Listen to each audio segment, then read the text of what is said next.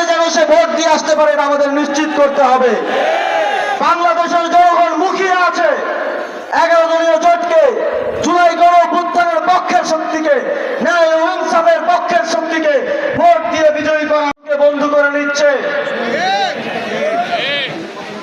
আমি বিএনপির চেয়ারপারসন তারেক রহমানকে উদ্দেশ্য করে বলতে চাই, আমরা আপনার বিভিন্ন জায়গায় সাক্ষাৎকারে দেখছি আপনারা আওয়ামী লীগকে, শেখ হাসিনাকে ফিরিয়ে আনার বিষয়ে পজিটিভ বক্তব্য দিচ্ছেন।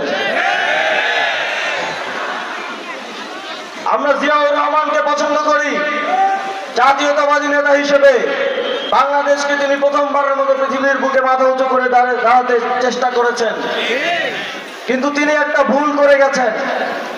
তিনি শেখ হাসিনাকে বাংলাদেশে ফিরিয়ে রাজনীতি করার জন্য পুনঃপ্রতিষ্ঠা করেছেন। বাকশাল প্রতিষ্ঠা করে বাংলাদেশের জনগণের অধিকার হরণ করার পরও আওয়ামী লীগকে আবারও বাংলাদেশের মাটিতে তিনি এনে দিয়ে গেছেন। তার খেসারত এই দেশের মানুষকে দীর্ঘদিন ধরে দিতে হয়েছে। 40টি বছর এই দেশের মানুষকে শেখ হাসিনা ফিরে আসার, আওয়ামী লীগ ফিরে আসার কষ্ট ভোগ করতে হয়েছে। আমরা দেখেছি বেগম খালেদা জিয়াকে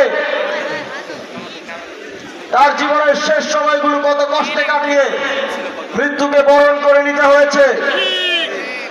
আমরা দেখেছি আওয়ামী লীগের সাথে ষড়যন্ত্র করে 11-11 সময় আপনারও মেরুদণ্ড ভেঙে দেওয়া হয়েছিল।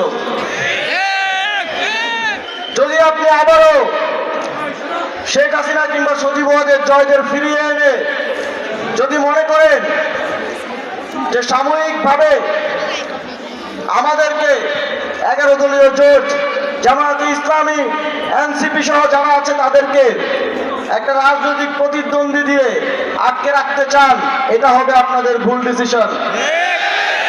আপনার বাবা যেই ভুল করেছে আপনি সেটার পুনরাবৃত্তি করতে যাচ্ছেন। আমরা চাই না আবারও বাংলাদেশে খালেদা জিয়ার মতো জোবাইদা রহমানকে আওয়ামী লীগের মাধ্যমে নিপীড়নের শিকার হতে হোক। আমরা চাই না আপনার মতো আপনার সন্তানের মেরুদণ্ড ভেঙে দেওয়া হোক। যদি আপনিও তা না চান তাহলে আওয়ামী লীগকে ফিরিয়ে আনার সকল ধরনের পায়তারা থেকে দূরে থাকতে হবে। আর যদি আপনারা তা করেনি তাহলে আগামীর বাংলাদেশে আমরা তো আরো দীর্ঘদিন রাজনীতি করবো ইনশাল্লাহ। বাংলাদেশের জনগণ ইতিহাস মনে রাখবে ইনশাল্লাহ। যদি সেটা আপনারা করেন তাহলে যখন আবারও আপনার পরিবার বা আপনাদের নেতাকর্মীরা আওয়ামী লীগের অত্যাচার অনাচারের শিকার হবে, তখন কিন্তু আমরা আপনাদের পাশে দাঁড়াবো না।